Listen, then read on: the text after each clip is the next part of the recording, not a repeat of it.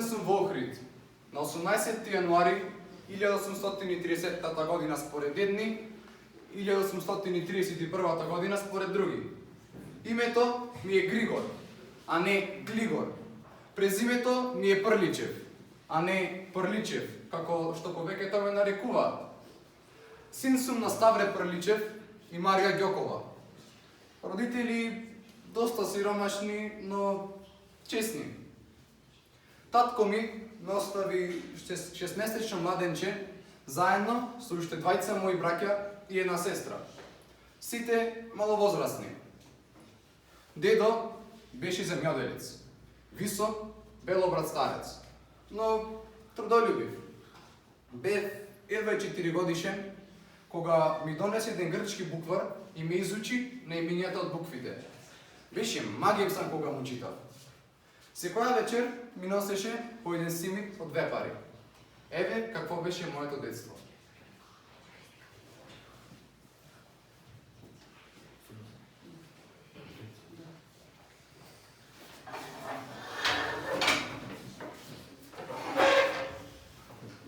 Ама што се мачи со ова детуле? Може ли сега да се научи на што и да е? Молчи ти, Маријан, ти ништо не знаеш. Ја гледаш ли куќава која? По својата смрт требаше да ја оставам на сестра си, бидејќи ти си тугинка и немаш доволно средства да ме гледаш како што ме гледа таа. Но знаеш ли ти кому ќе оставам куќата? Никому! Никому! Освен на Григор. Добро, ако така си решил. Но кажи му да не стои помеѓу свешникот и спротивниот зид и да не се гледа во собствената сенка. Опасно е за него. Немој, синко, оти насван ке те вјавне жилка и ке те дави. Како би се живее? Почему ми е мене животот, кога имало желки мочителки? Зарем малку се другите маки? Биди послушен и нема да има жилки. Бидејќи одлично читаш, ке те однесам на училиште кај учителот Апотолен. Кога ќе паѓа снег, ќе доаѓам, ќе те земам на рамо, па заедно ќе си одиме дома. Добро, дедо, како ще ви кажеш ти?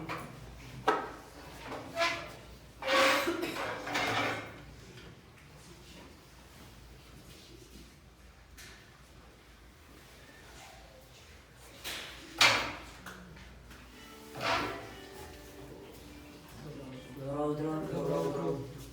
Носете ми храна и пијалаци, дечиња, ама да не го знае таткови. Ме слушате? Ајде, сега седнете.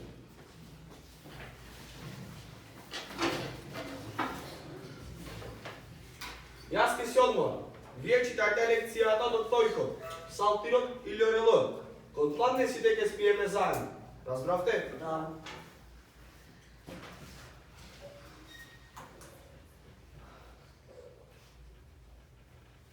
Ајде да си касно на ни час.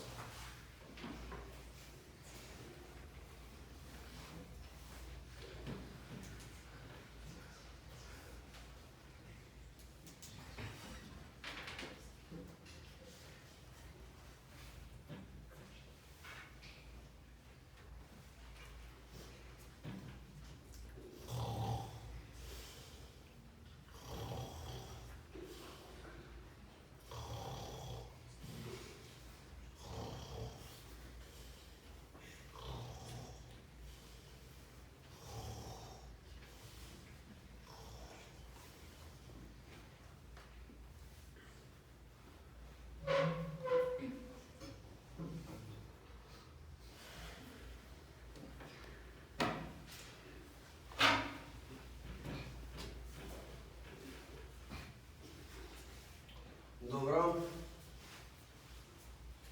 Во ред.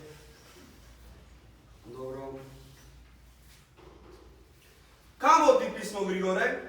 Таскале, фати да пиша, ама многу се испотив, затоа остави. Ти не си потем репес и ти одамна писмо не си дал. О, немој, леле, о, немој, постави, о, немој, Ајде, станувај. Ајде, бегај.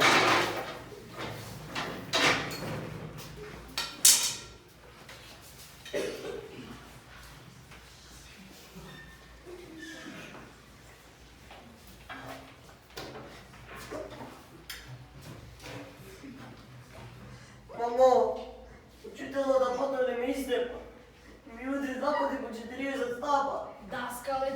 ке тепа, Григоре? Никој пат даскал не тепа без причина, Григорче. Веројатно во нешто си му сгрешил. Но ако не си сгрешил, нема ништо, синко. 2 пати ме тепаше, дедо. Лошо ме тепаше. Без милост ме тепаше. Нема ништо, синко. Кој љуби, мачи, рекол премудрио Соломон. Јас веќе нема да одам ке учителот да потоле. Ке одиш, синко, ке одиш.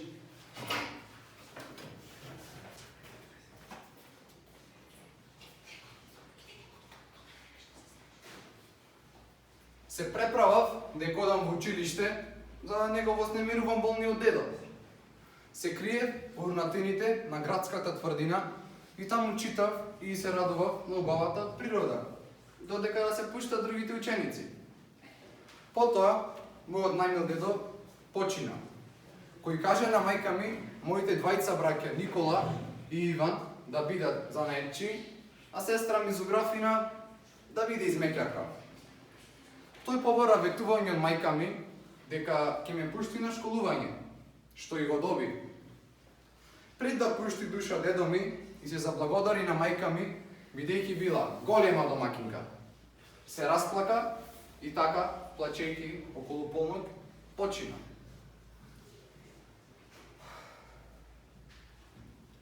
Смртта на дедо ми остави длабов впечаток.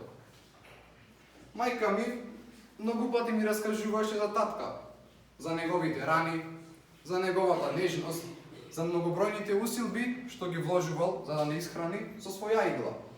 Но јас повеќе го жалев дедо ми. Него го познавав, а и он него ползавидов. Мајка ми му утешуваше дека Господ ќе ни помогне, така што не само мене, туку и Иван ќе го праќа во училиште, но бидејќи бев слаб и нервчик, ништо не ме утешуваше. Мајка ми беше научена на домашни и земјоделски работи. Таа беше лавица во душата. Браќата ми отидоа на ткајачки занаед, на сестра ми стана слугинка. Словото мамино гласеше: ќе работам по куките. И така беше. Одејќи на кајзерото, чув мајчини воздишки. Кога ја видов, милата моја мајка нарамо носи еден модар богатски килим со грамадна должина и ширина. Па маска со мака би го носела. Срцето ми се раскина. Кога ме погледна, ми се насмевна и ме праша што барам таму. А јас плачев, како некој да беше ја убил мајка ми. Неслучајно Хомер рекол: половина благородство покму го зема на човека. Кој слобода си изгубил, кој што станал роб другому.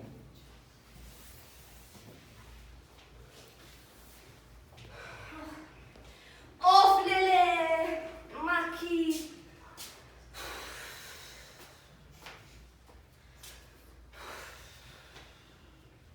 Што плачеш, синко? Вака ли, мајко? Робија ќе бидеме? Синко, бела дека знаеш многу книги, а ти си уште мал и не знаеш. Тука на земјава, синко, секој е роб. Блазе му на оној кој со труд се извишува себе си. Горко на оној кој со дембелство се понижува себе си. Ја гледаш ли онаа прекрасна куќа во која служам? Таа сега брзо ќе се продава. А ти ако се потрудиш, ќе ја купиш за никаква цена. Мајко, дај ми го килимот да го поносам. Не чини. Килимов не е тежок. Ти можеш да го носиш, но ученици да го носат древата. Добро, мајко.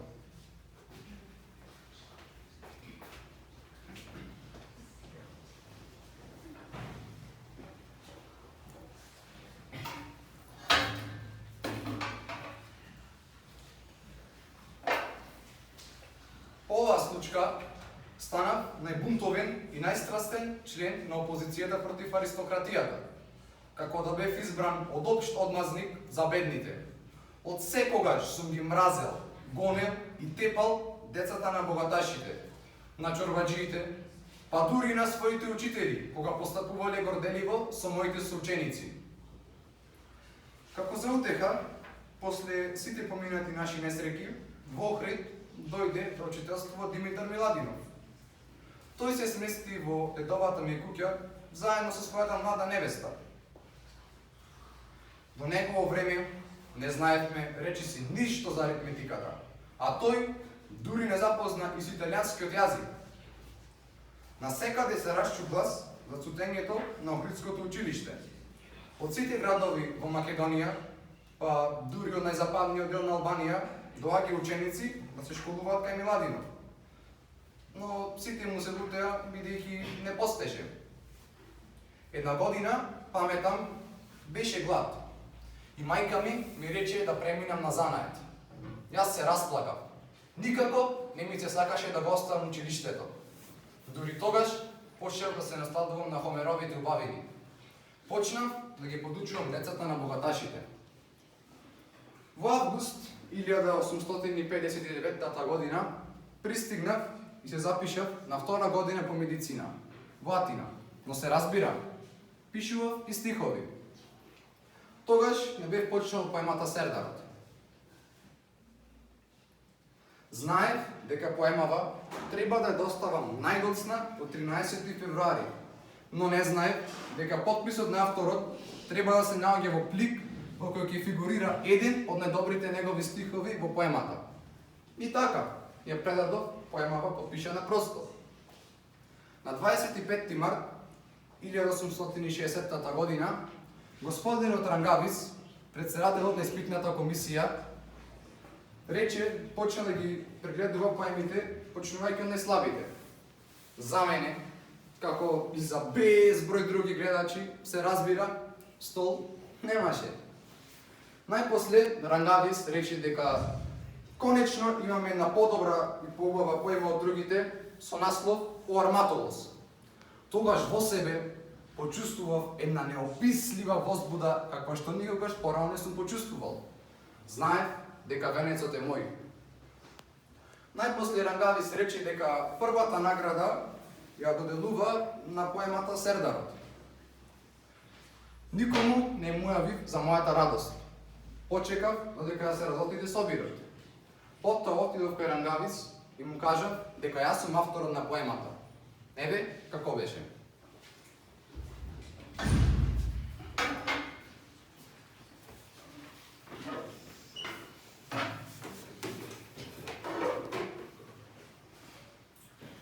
Вие ја посветивте половината од наградата на какво било благочестиво дело.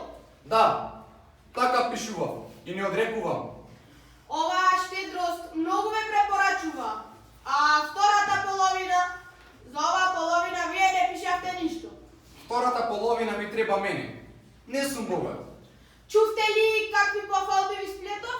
Да, вам не ви е возможно да зборувате против својата совест. На каква сте возраст? 30 годишен. Каква сте народност? Македонец. Не е можно македонец да има црни коси и црни очи. Па нели вие самиот од подиумот рековте дека со само изговарањето на еден збор можете да го препознаете човек дали е грк или не. А јас ни зборот Елин не можам да го изговорам како вие што го изговарате. Ајде, ајде. Од каква сте народност рековте? Македонец. Можете ли да кажете неколку стиха на памет? До Арматолос. Сите ако сакате. Ископници се слуша од Галичник до река, што тешка несреќа ги збра. И мажите, и жените, та гласи тажна ека, и навеба салкоби зла. Далград ги беше по линијата житородни фатил, ил рој од скакулци се вдал, ил султанот арачки час пред време им пратил да збира арачнот бежал. Та Кузман, јунак славен, падна убиен од Гега, тој Сердар прочут падна в бој и ќе ги гази плячкашот и планините и сега. А да ги брани, нема кој. Добро, борете. Се гледа дека е твоја тварбата. Туку, дали сакаш да те пратиме во Оксфорд или Берлин, да се учиш на државна сметка? Потреба голема е да си одам дома. Ке земам 500 драхми, а другите 500 драхми подарете ги на сиромашни студенти. Добро, борет.